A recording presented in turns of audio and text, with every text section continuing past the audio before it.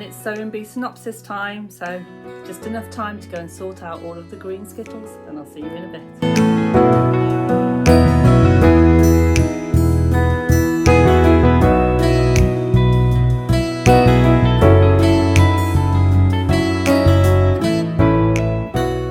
So it is episode 8. There's only 5 contestants left, and it is the semi-final next week, and it's all very exciting. And this week was Diva Week. Wow, and what a week. So I've decided I had a real think about what I was going to wear this week. And when they said that they were going to make fringed dresses for the pattern challenge, I thought I would wear my fringe dress, which is a pattern by Chalk and Notch, which I absolutely love and got loads of. And then when I was going through my wardrobe this morning, I saw this lovely sequin baby. It's very shimmery and shiny, and I haven't worn it for ages. Well, because, you know, why would you? I don't tend to wear. I think I bought it for a New Year one time or something like that in a charity shop. And I thought, do you know what? I'm going to put the sequins on today. And if you want to see how I'm getting on with my sequin bomber jacket for the final, then watch to the end, and I'll put a little reel on the end of how I'm getting on with that. So yes, as I said, challenge 1, pattern challenge, and it was the fringe dress. Tina Turner inspired. And yeah, so very exciting. Esme gave out all of the patterns. All of the contestants looked a bit puzzled at first, I think, but then quite excited about the challenge. Luke in particular was very excited by the challenge. I think they, as a drag queen, are pretty used to working with fringe. So yeah, all absolutely fantastic. So they had a little interesting, I like to put little interesting facts that I pick up from this. So they had 4 hours to make this, 4 hours for this challenge. And they were given 11 meters of fringe for each dress. That's a lot of fringe. They had to do like a satin underdress with an invisible zip, and then 11 meters of fringing. And yeah, it was an interesting challenge. So Susie was quite excited by this one. She seemed to think that this was one that she could definitely get under, done. And I think once you get to this week, most of the contestants were pretty kind of clear that they could get it done. And most of them, they all made an absolutely fantastic start, and they all kind of got on with it, and the underdress was no problem at all. It was just the fringing and the zips where some of them had kind of, struggled a bit, because obviously that is the technical part. And so that was quite exciting. So Pasha had a combination of silver and pink. She was the only contestant that decided to do 2 different fringes, which I thought was a really nice idea, because it kind of gives more of that shimmer when you shake it. But self-confessed, said it wasn't her best work.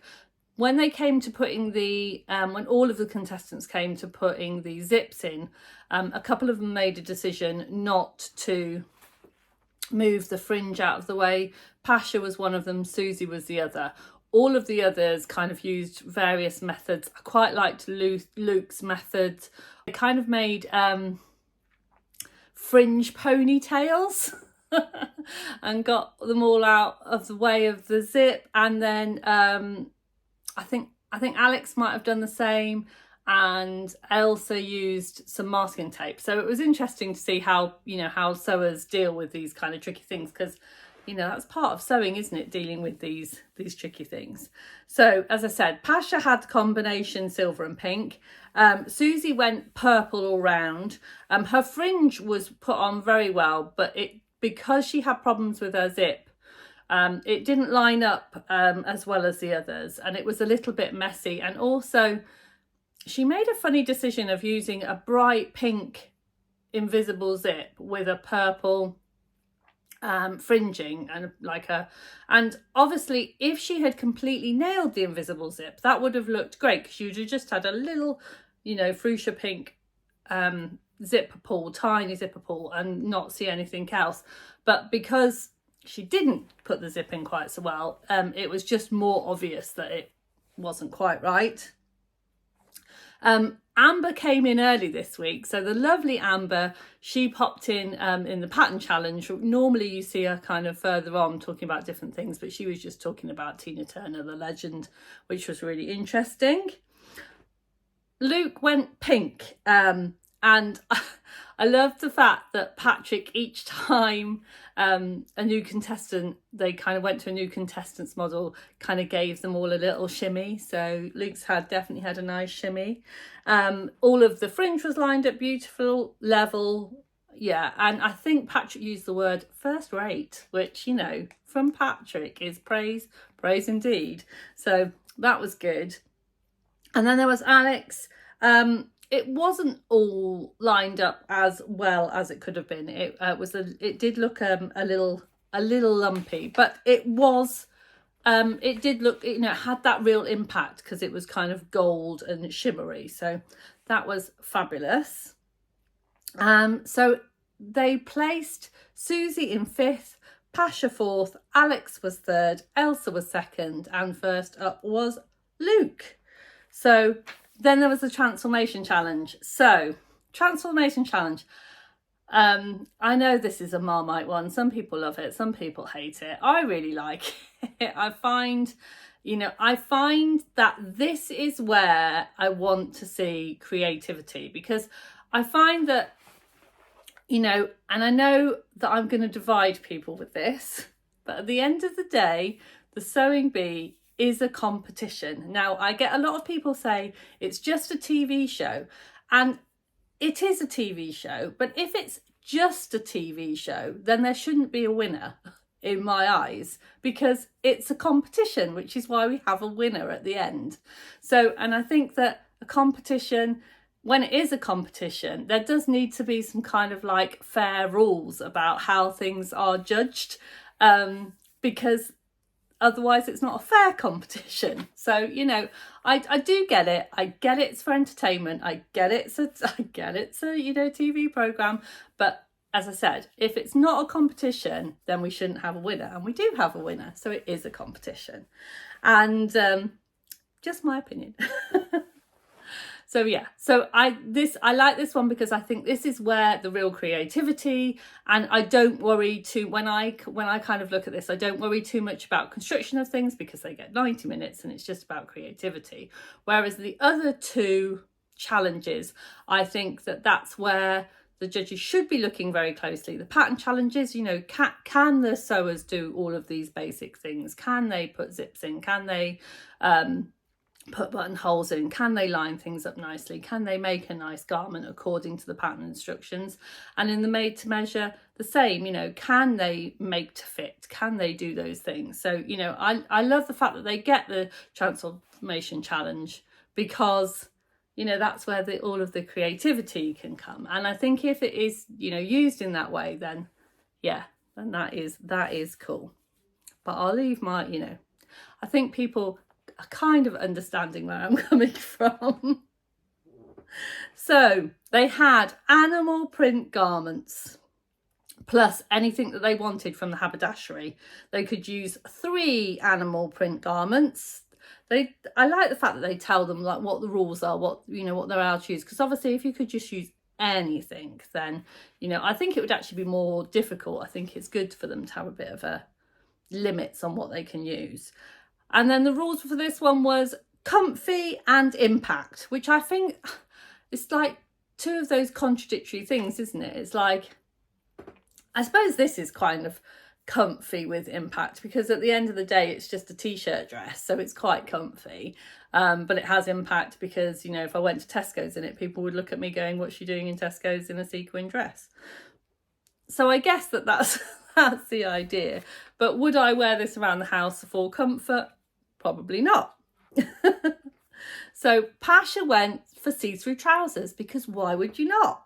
So she had see-through trousers and like a slashed up top, which bless her heart, she managed to cut, because she thought when it was on the table, she thought it was scraps that she could use, which, you know, it's a bit like my sewing room. Everything looks like scraps at the moment in there. Yeah, so she cut up her top to add to the pants when she realised the pants didn't fit, and But actually, I think it was a really good thing, because what she turned out with, was a more cropped top, and then she had like a little plaited detail down the back. So I thought it looked really nice. I think sometimes when you make mistakes, it can be a good thing. It doesn't have to be a disaster. Yeah, and then she added little gloves, little kind of fingerless gloves, which were very cute.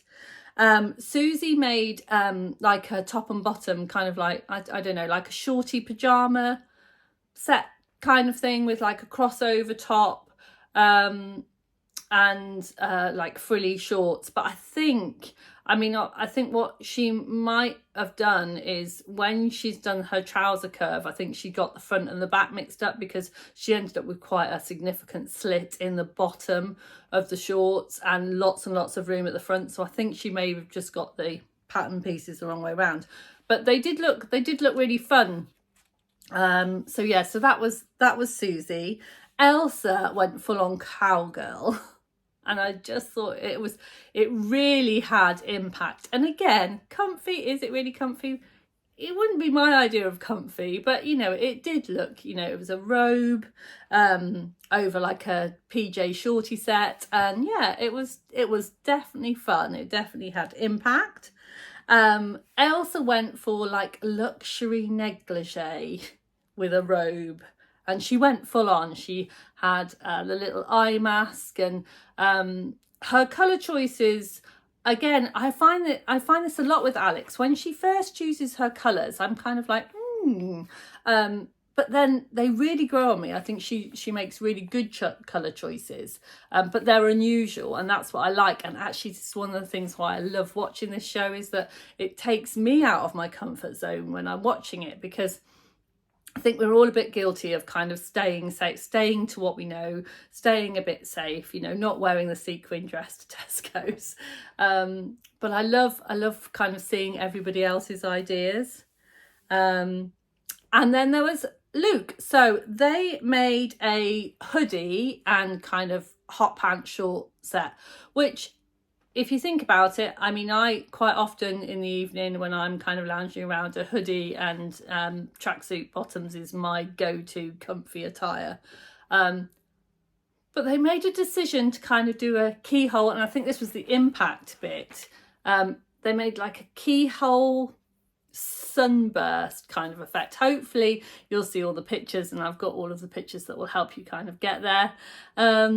And yeah, it was really fun. But the judges did make the point that it wouldn't have been very comfortable, and you wouldn't be able to lie on your back in it, because, you know, they put pipe cleaners in it, which I thought was a really interesting, yeah, pipe cleaners, metal in a comfy loungewear. Or yeah, wires when you're wearing your comfies, always a good idea. You know. So for that challenge, Luke came 5th, Susie 4th, Pasha 3rd, Alex was 2nd, and Elsa was 1st.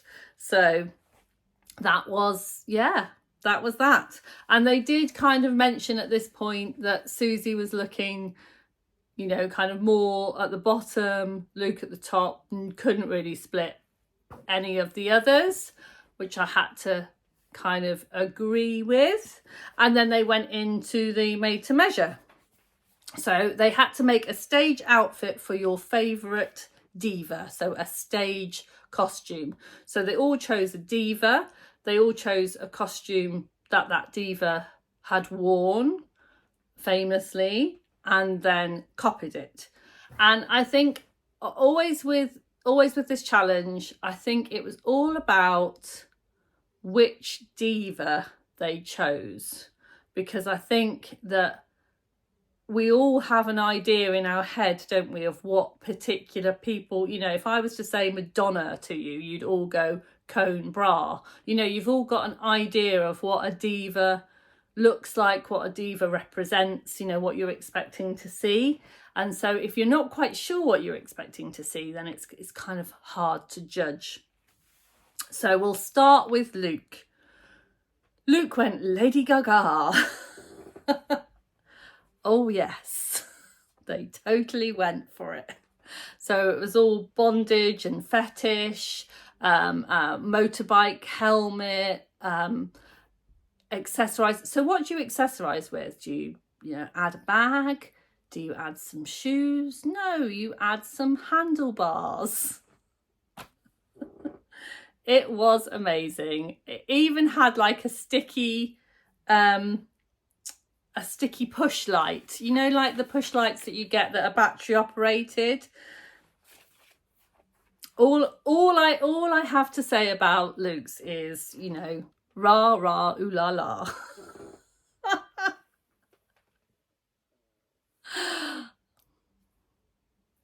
Excellent. Absolutely excellent. And the finish was beautiful as well. When you think about all of the different textures and materials that they had to use, they did a real close-up. Now they didn't do close-ups quite so much on everybody's, but they did on Luke's. And yeah, seams were beautiful. The finish looked really top notch. And it was definitely entertaining, particularly with the handlebars and the little push lights. So yeah, that was really interesting. And then there was Pasha. So Pasha's diva icon was Beyonce. And yeah, it's really dramatic. I love this one. Looked a little bit like she was wrapped in tinfoil, but in a really cool way. So it was all silver, lots of bottom on show. So yeah. But all very exciting. And then it had like a really eye-catching kind of harness skirt. I think they called it some kind of like special word, the cage dress, and I think they called it a pannier. But I thought a pannier was what you put on like bags that you put on bicycles. So I'm not sure about that one. I'm gonna have to go and do some research on, because I'd never heard it called that. I never heard of that before. So again, every day's a learning day, and I thank you for that, Zoe B. So that was really exciting. Really enjoyed Pasha's. And then there was Elsa. So Elsa, sorry, I've for this week I wrote a lot of notes, so I'm between 2 pages. So I do apologise if I'm looking down. She went all Shania Twain on us. So, and it did impress me much, I have to say, because she made a really intricate kind of jacket that had gloves in it. And, from a kind of amateur sewer's point of view, I thought that was amazing that she could do that. That's not, in my wildest dreams, I don't think I could figure out how to, I just don't think that's something I would think of doing. And it was very Shania, and it was kind of hooded jacket, was very eye-catching. Again, she didn't go for a handbag accessory, she went for a mic. But it was really good. The belt was amazing, the glove jacket was amazing, there was so much drama. I think the microphone was also a whip, as you do. So yeah, it was just, yeah, I really, really enjoyed that one. Now, Alex chose a diva that I hadn't actually heard of. So his name is Orville Peck, and I will put some pictures that I managed to find of him. And it seems, and apologies if everyone else had heard of this particular diva, but I hadn't. I think it's country artist, and his kind of deal is likes to wear a mask, and then kind of controversial outfits. And I did have a look at kind of different outfits that he'd worn, and I think if Alex had perhaps chosen a different one than the one that she chose, even though I did really like the one that she chose, I think it might have had a bit more impact. So she made Canadian tucks with lots of fringing, and I have to say, whenever I do this for you, I always watch Sewing Bee quite a few times. I watch it live as it comes on, I watch it again afterwards, and then I go to sleep and watch it again in the morning, so I can kind of and because I've been thinking about Alex the whole night, when it got to Alex's, I did kind of watch and rewind, and I have to say there was so many details on Alex's tucks that we didn't get to see in the judging or even when she was making it. So she'd made these little heart kind of beaded templates on the front of the jacket, but she'd also placed a couple on his bottom, on the model's bottom. So kind of there was lots of like little extra touches, which were all really, really lovely. But it did mean that because she'd spent quite a lot of time on making those kind of little touches that didn't have big impact, she didn't quite get it finished, and it wasn't finished to a quality that you would expect for Sewing Bee, because I think she just ran out of time. But it was, you know, it was definitely you know, I'm trying to think of the right word. It didn't have as much impact as it should have had, but you know, again, it wasn't an outfit that you're generally going to see floating around Tesco's. And then Susie. So Susie was another one that chose Lady Gaga. And I think it was always going to be Lady Gaga for Susie. And and she made the pink opera coat kind of look of Gaga's. And and then she had a pair of pink hot pants underneath. So there was lots and lots of fun details. And, you know, it was so impactful because, well, for one, it was bright pink. Two, it was massive. It was very oversized. It was very Susie. I mean, it was something that I could definitely see Lady Gaga wearing, but it's something I could see Susie wearing. And it was very Susie. It was very pink. It was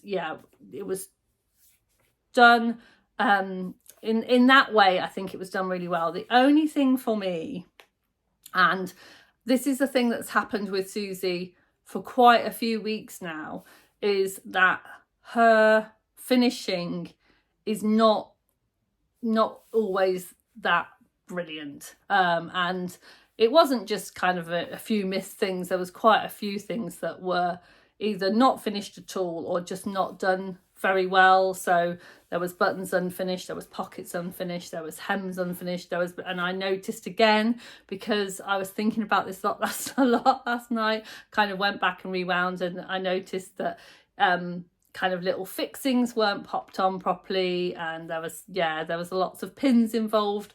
But I suppose, again, when you think about it, what the brief was iconic impact. She nailed the brief, but it wasn't finished.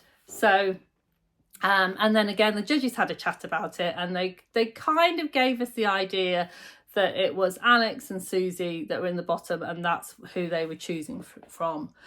And this week, sadly, Alex was chosen to go home, and and it was a tricky one because, and I've been thinking about this a lot. And again, it goes back to the competition thing. It is a competition. And so part of me didn't think that Alex deserved to leave.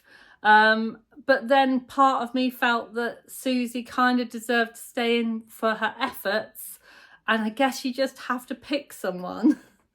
So for me, I felt really conflicted and a little bit disappointed, if I'm honest, because I'm going to really, really miss Alex. I'm going to really miss next week not seeing her there. And even to the point where she had her scissors, she had some very shiny scissors, and she was kind of using them to put her lipstick on during the Diva Challenge, and it's just like, so unfortunately Alex left this week, and garment of the week was Luke.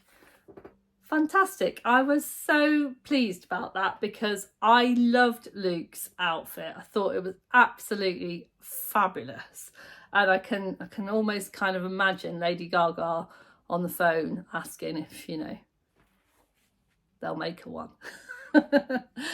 So that was it really for episode 8. Next week is the semi-final. Now I'm hoping, I don't know what, it depends, I guess, what happens with, the football and things.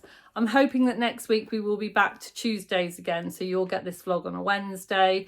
And thank you to everyone that has watched all of my videos, and you know, I really appreciate it. If you want to say thank you, you can always buy me a coffee. I've got my Ko-fi account down the bottom. It's really appreciated.